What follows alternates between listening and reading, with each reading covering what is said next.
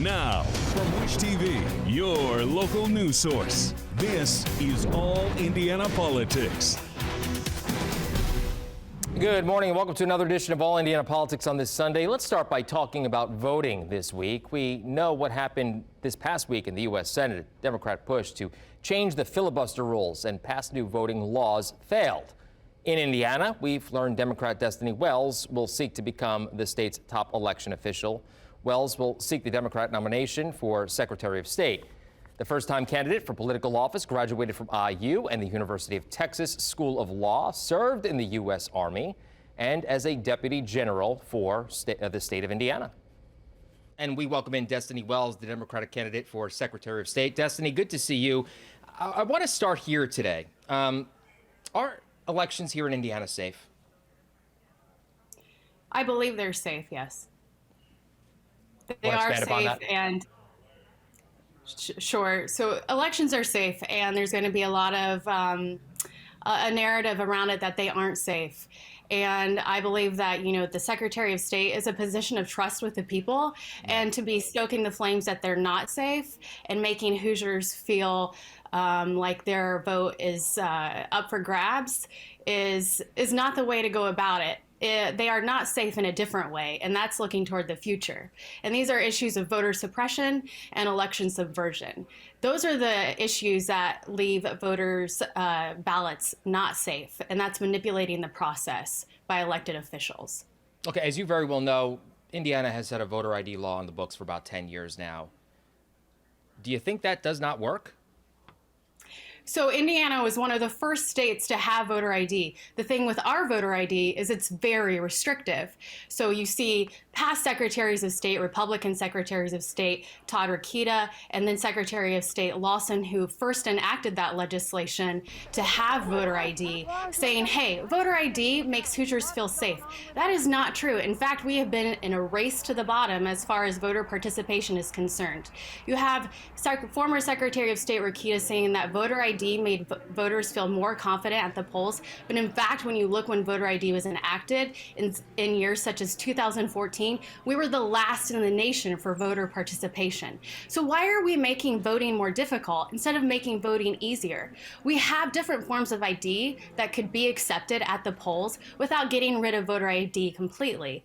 Any type of ID that makes you show a background check should be suitable at the polls. Even my state ID when I was a deputy attorney general could not be used at the election polls. I needed to use a government issued ID.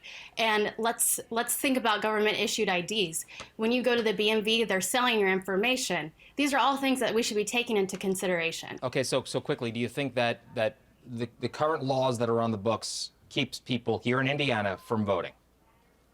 I do believe that it restricts access to the polls, and it is keeping people from voting. So you become Secretary of State. What do you plan to change? I want to look at voter ID and talk about expanding the different types of ID that can be used at the polls. I also want to move beyond voter ID and talk about things like the 29-day voter registration deadline. That is the longest deadline in the country. Why is that? Because the federal court said we can't do any more than 29 days. Yeah. So let's say you move within 29 days, you're not going to be able to vote if you hadn't thought about this beforehand. And a lot of Hoosiers aren't even thinking about the elections until 2-3 weeks out from Election Day. Would you be in favor of moving to allow anyone to vote absentee or mail-in? So we've heard from Secretary of State Lawson that 2020 was the best year for voter turnout since 1992 when Democrats were in office. If you look at that, though, 60% of that, 61%, were absentee ballots. So why would we not want more Hoosiers to be able to vote by absentee ballot? But we've just seen lately legislation that's in the House that would require the last 4 digits of a Social Security number or a driver's license number to be used on an absentee ballot. Let's look down the road. Things that are happening right now in Texas. 1/5 of absentee ballots are being thrown out because those numbers don't match original paperwork. We need to be able to anticipate these things. And I want to be able to push back against a legislature that's making it harder to vote instead of easier to vote. As you very well know, President Biden is pushing the Senate to move forward on a federal voting bill. Your thoughts on that? I believe that, look, where Congress is right now, they're probably not going to get the sweeping change they want, because that's another issue with the filibuster. So at the state level, we have to help ourselves. And I want to help Hoosiers have more expanded opportunity at the ballot box instead of it being harder to vote. One last question before I let you go. We hear this all the time, social media, cable networks, that democracy is in peril, in danger of collapsing. Do you agree with that? I do believe that democracy is at risk. Across the nation, then you see national security professionals like myself. I have 19 years in the military, stepping up to run for office, because those are our careers that we have spent upholding democracy. And the cornerstone of guarding the republic is guarding the ballot box. And I want to safeguard the vote. We are at ground zero when we are at the ballot box. And when politicians begin to play with the vote, then they are putting democracy up for grabs. Destiny Wells, the Democratic candidate for Indiana's Secretary of State. Destiny, always good to see you. Thank you for joining us. Thanks. Meanwhile, for Republicans, current Secretary of State Holly Sullivan has announced she will seek a full term in office. Governor Eric Holcomb appointed her to the job in March of last year. All right, coming up, tackling the surge of violent crime here in Indianapolis and the Republican candidate who wants to take over the Marion County Prosecutor's office to help make it happen. That's next on All Indiana Politics. And welcome back to All Indiana Politics as we continue to focus on this year's elections, including the race for Marion County Prosecutor. Democrat Ryan Mears confirms he will seek a second term in office. We've also learned one of the Republicans who hopes to challenge him is Cindy Carrasco, and she announced her campaign this week. She's served as the state's Inspector General and most recently as Deputy General Counsel to Governor Eric Holcomb. And let's welcome in Cindy Carrasco now, the Republican candidate for Marion County Prosecutor. Cindy, good to see you. Thank you for joining us. It's great to see you. Thank you very much for having me here. So as you very well know, our homicide rate has skyrocketed over the past 2 years. What's going on in the criminal justice system that maybe isn't moving in the right direction and that you would want to change? You know, unfortunately, you're exactly right. Our crime rate is just exponentially growing year after year. And I've seen this grow even more over the last couple of years. And it's the reason why I decided to join this race. I want to make a difference for my community. I want to make a difference for Marion County. I think Marion County deserves a prosecutor that is going to set the tone and lead the charge to work collectively with partners in public safety to make sure that our city gets back to what it was when I first decided to make Indianapolis my home almost 20 years ago. Would you go as far as saying the criminal justice system is broken? You know, I think that public safety is a team effort. And I think that in order for us to move the needle on public safety, we all have to be working towards the same goal. And I think the area where we need some improvement is on leadership in the prosecutor's office to start those conversations with all of the stakeholders that it's going to take for us to collectively make a difference. We need to have partnerships with law enforcement. We need to have partnerships with the courts, with the community, and a variety of other stakeholders that we all want the same thing. We want safety on our streets. Yeah, several Republican lawmakers, as you very well know, have come up with bills to curb violence, including changing the bail system. Is that enough? Do you support those bills, or is there a need for something else? Well, what I can tell you is I am aware of the bills that have been filed by the senators, and the status quo is not working. That's the bottom line. And, you know, I appreciate the effort of the senators and anyone who is working towards making a difference, making a change, changing the status quo and working with stakeholders to try to come up with solutions to make a difference. What do you say to folks who say, hey, we understand that some of these plans put people behind bars, but they don't really address the root cause of crime?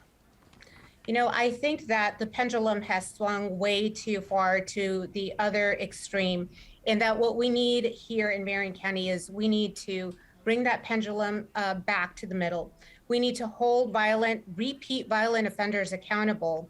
and also get help to those offenders that need the help so that we do get to the root cause of the issues. Because in the end, I believe that any interaction of an individual with the criminal justice system should be an opportunity to be able to change the path for not only that individual, but it's also going to benefit us all as a community. And there's a way for us to do both of those things. Okay, so if you are elected, how will you be able to work with Democratic Mayor and Joe Hogsett?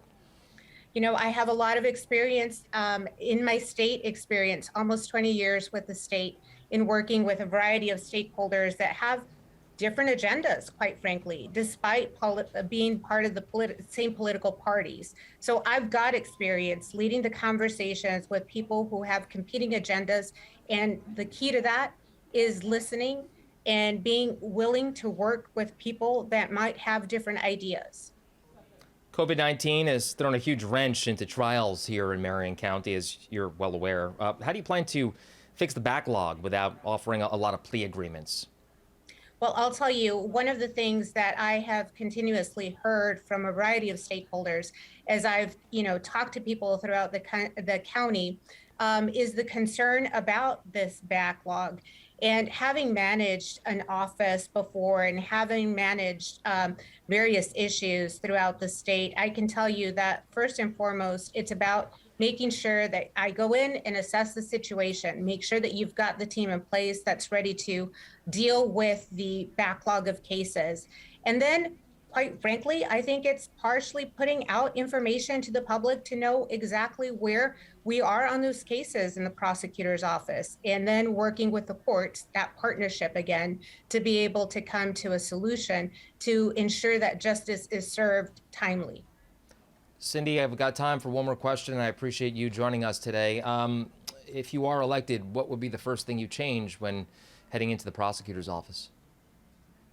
That's a great question. And while I have many things that I would change, the one thing that I would do immediately is I would reach out to the various stakeholders that I've mentioned that all are part of public safety in the hopes of bringing them to the table to have a conversation so that we can start leading the charge to how we can all work collectively towards bringing safety back to our streets.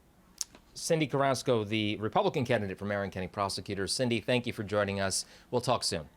Thank you. All right, coming up, marking 1 year in office for President Biden, the successes and the struggles, our political experts standing by to debate that next on All Indiana Politics.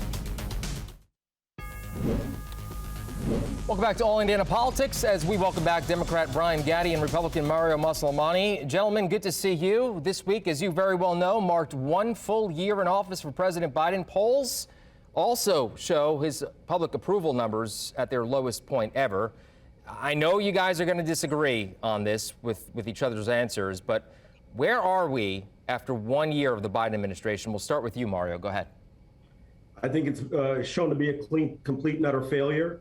Biden has been a complete disappointment, not only to Republicans, but also to Democrats. When you think about it, Democrats wanted voting reform, not happen. They've wanted some sort of Build Back Better plan, didn't happen. They've wanted reforms on immigration, nothing. Student loan forgiveness, nothing. Us Republicans, we had 1.9% inflation at the time of Donald Trump leaving office. Guess what? It's 7% right now. Gas prices over 58%. So Republicans are very disappointed, but so are Democrats. I think that Biden has just been a complete and utter disaster. Brian? Well, if Donald Trump was such a great president, why did he get fired by the American people? He definitely lost his job. And President Biden won more votes than any other presidential candidate in American history. Defeated Donald Trump by over 7 million votes. Or do you guys still think the election was not for real and was a fraud? I guess you guys are still playing that game. Look, the fact is President Biden has done a great job. Is inflation an issue? Of course. When you look at how he's passed his agenda with the American Rescue Plan, just getting millions of Americans back to work, is COVID an issue? Of course, but it beats the last guy, the former guy, as we Democrats call him, that was telling people to inject bleach in their systems and ultraviolet lights and all this other nonsense. President Biden's doing a great job, and coming in behind President Trump, former President Trump, was going to be a tough task for any president. So President Biden overall is doing a great job. Hey, Phil, I don't understand under what metrics Brian believes that President Biden is doing a good job, because President Trump at least got us a vaccine, vaccines that have been now being used by the American people. President Biden has mismanaged COVID significantly. During the holidays, people were complaining that there weren't any tests. And Biden, even advisors had told him, we need to have more tests. He didn't focus on that. And when you look at just his record, it's been atrocious. If you look at the numbers that under former President Trump, we didn't even have PPE. We had hospitals. But we're not talking about President Trump, though, Brian. We're talking about President Biden. So how much of the president's approval struggles are self-inflicted, asking for too much, or Democratic infighting in public? I don't think President Biden's struggles are self-inflicted. President Biden has gotten most of his agenda enacted into law. I mean, have there been disappointments? Sure. I mean, there are disappointments with any presidential administration. So there's no need to paint the picture that everything is going, south for President Biden. President Biden is doing a great job. Are there disappointments? Sure. There were disappointments with former President Trump. Obviously, the biggest disappointment is he lost his job. He was fired. So the fact is, he didn't do a great job. President Biden is doing a great job. Okay, so Mario, the one thing we will say, though, is the numbers, right? That when we're talking about jobs and unemployment, the numbers are showing growth since last January. Yes, and the economy's getting better under President Biden. Well, hold on. I'll let you jump in here, Brian. Mario, so your response to that, because the jobs are going up, and I understand that we got rid of 9 million jobs and we've added 6 million since. So there is some wiggle room there with the numbers. But you can't deny the facts, Mario. The numbers are going in the right direction, no? And incomes are going up too, Phil. Well, hold on, Brian. I didn't interrupt you. Let me finish speaking, because I think the question was to me. So you asked about the job numbers. The problem is, Phil, people are paying more for rent. They're paying more for gas prices. They're paying more for their milk, their food, their heat. So, yeah, people might have jobs, but they're not able to afford to provide the basic necessities for their families. And that's because of this record inflation. Now, Brian talks about, well, they want to spend more money. They want to do the Build Back Better plan. They already spent about $2.2 trillion. All that's doing is creating hyperinflation. Just juicing an economy, all you're doing is actually increasing inflation. So if anything, what we need to do is maybe increase interest rates, so that way we taper down and don't have some sort of bubble that bursts and destroys this economy. All right, so Brian, go ahead, jump in there if you want to respond. Well, the usual remedy from the Republicans is tax cuts for millionaires and billionaires to blow a hole in the deficit. I'm surprised that my friend Mario's not talking about that. That's usually their elixir to every economic problem. Just pass a tax cut for millionaires and billionaires, and I guess keep things rolling along. Well, the fact is, this economy is coming back. We were creating millions of jobs. President Biden's created 5 million jobs since he's been president. Not to mention, salaries are going up. Income levels are going up. But the inflation is a problem. I think we can all agree on that. I have a minute left, so I want to get your take on this. 1 year from now, we're talking again, all three of us. What are we discussing when it comes to approval ratings? Brian, go ahead, 30 seconds. I think President Biden will be north of 50%. I'm thinking between 50, 51, 52%. I think we Democrats will hold the House. We will hold the Senate. Because you know why? Because we're going to remind Americans the last time Republicans controlled the government. Mario, take us home. 15 seconds. Go ahead. The red wave is coming, Phil. The red wave is coming. We're going to control the House. We're going to control the Senate. And Biden will not even have about 42% because he's failed the American people. He's failed Republicans. He's also failed Democrats. Donald Trump failed. That's why he lost his job. All right, guys, take this off air on social media. We'll talk soon. Thank you very much. Donald Trump lost his job. He definitely failed. Thank you for joining us for All Indiana Politics on this Sunday. We're watching for a big week at the State House in the General Assembly. Follow us for that, and we'll, of course, be back here next Sunday morning at 9:30. Have a great rest of your weekend.